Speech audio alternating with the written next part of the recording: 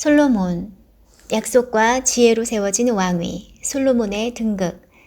사랑하는 성도 여러분, 우리 인생의 길을 걷다 보면 갑작스레 다가오는 혼란과 위기를 경험할 때가 있습니다.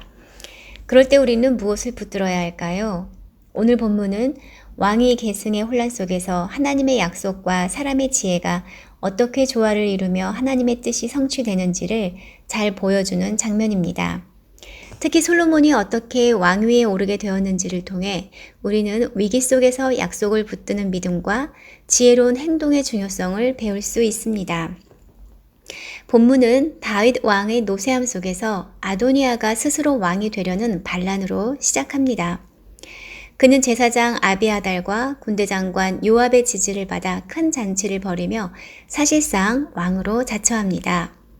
그러나 하나님의 뜻은 그에게 있지 않았습니다. 이때 선지자 나단은 밧세바에게 나아가 조용히 말합니다. 이대로 두면 당신과 솔로몬은 생명이 위태롭습니다. 지금 바로 행동해야 합니다. 밧세바는 지혜롭게 왕에게 나아가 솔로몬을 왕으로 세우겠다는 다윗의 맹세를 상기시킵니다. 열왕기상 1장입니다. 그래서 밧세바는 왕의 침실로 들어갔는데 왕이 노쇠하였으므로 수냄 여자 아비삭이 왕의 시중을 들고 있었다. 그때 밧세바가 몸을 굽혀 절하자 왕은 무슨 일이요? 하고 물었다. 그래서 밧세바가 대답하였다.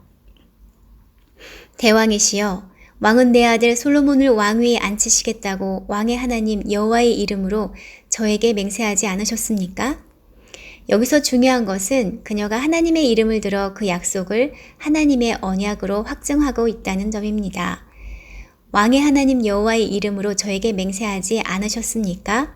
이 말씀에서 알 수 있는 것은 다윗이 밧세바와 사적인 자리에서 하나님 앞에 맹세한 약속이 있었다는 점입니다. 이 맹세는 공식적으로 공표된 것은 아니었고 개인적인 약속으로 보입니다. 유대 전승이나 신학적 해석에 따르면 이 약속은 솔로몬이 태어난 이후 다윗이 그를 특별히 사랑하게 된 시점 이후에 했을 가능성이 높습니다.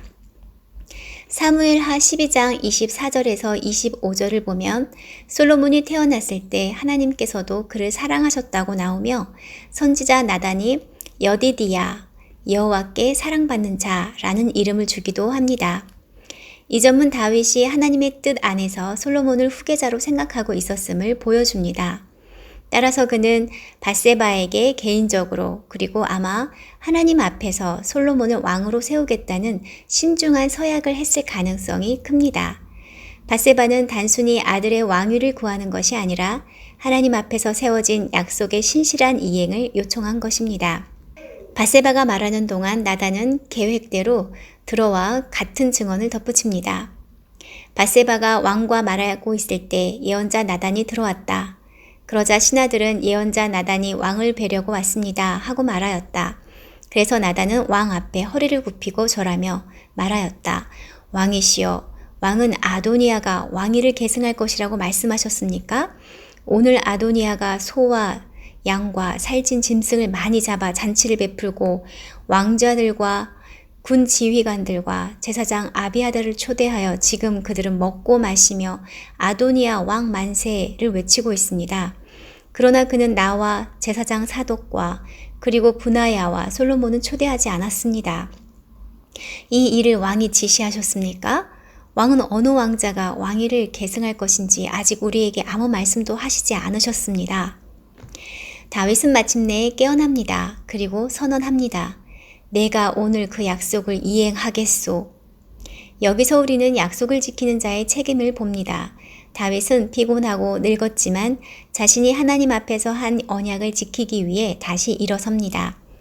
다윗은 솔로몬을 자신의 노새에 태워 기혼으로 보내고 제사장 사독과 선지자 나단이 기름을 부어 왕으로 세웁니다.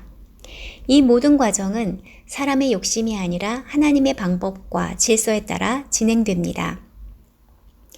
나팔이 울리고 백성들은 외칩니다. 솔로몬 왕 만세! 이 장면은 혼란 속에서 하나님의 질서가 회복되는 결정적인 순간입니다. 사랑하는 성도 여러분, 솔로몬이 왕이 될 수 있었던 이유는 단지 왕자의 자격 때문이 아니었습니다. 그것은 하나님의 약속에 대한 신실함과 그 약속을 이루기 위한 사람들의 지혜롭고 용기 있는 행동 때문이었습니다. 우리도 마찬가지입니다. 때로는 하나님의 뜻이 왜곡되려 할 때, 혹은 세상의 힘이 하나님의 계획을 흔들려 할 때, 우리는 약속을 붙들고 지혜롭게 행동해야 합니다. 나단과 밧세바처럼 하나님 앞에서 주어진 사명을 위해 담대히 일어서야 합니다. 하나님은 그분의 약속을 잊지 않으시고 그것을 이루기 위해 사람을 사용하십니다. 우리도 오늘 그 도구가 되기를 소망합니다. 함께 기도합시다. 하나님, 우리가 혼란한 세상에서 살 때 늘 하나님의 약속을 붙들게 하소서. 하나님의 약속만이 우리의 소망임을 잊지 않게 하시고 그 약속을 붙들고 세상과 싸워 이기게 하소서. 또한 하나님의 사람들과 지혜를 모아 하나님의 일을 하는 믿음의 사람이 되게 하소서. 밧세바가 약속만 붙드는 것이 아닌 지혜로운 믿음의 사람 나단과 함께 힘을 모은 것처럼 우리에게도 이런 지혜를 주옵소서. 예수님의 이름으로 기도합니다. 아멘.